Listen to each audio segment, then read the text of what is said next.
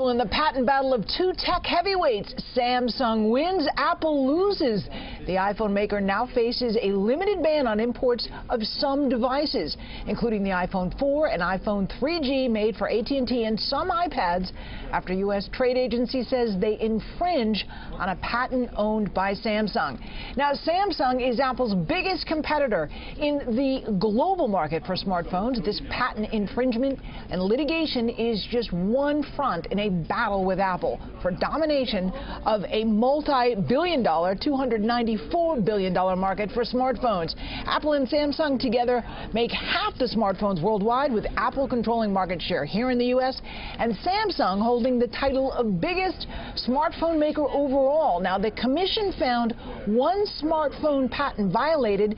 This is a case involving 4 data transmission patents, so there's still a way to go. And President Obama does have the ability to review and possibly overturn this. Now, Apple is saying at this hour they will appeal, but it's somewhat uncharted territory because even the experts are debating right now, Mark, if the president can or will get involved. Sue, what happens next? What's at stake going forward? Well, everything, and right now even the experts are debating. There is a 60-day period in which you could appeal to the Circuit Court in D.C., which handles patent cases.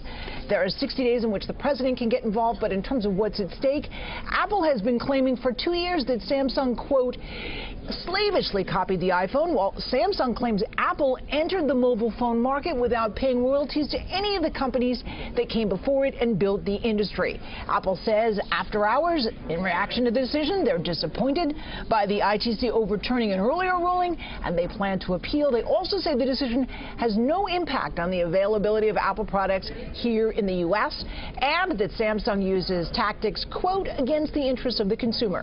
You can see the stock trading lower in after hours. Samsung out with its own response. They believe the ITC's decision confirmed, quote, that Apple's history of free riding on Samsung's technological innovations is indeed happening. They also say they will continue to deliver on decades of research and innovation.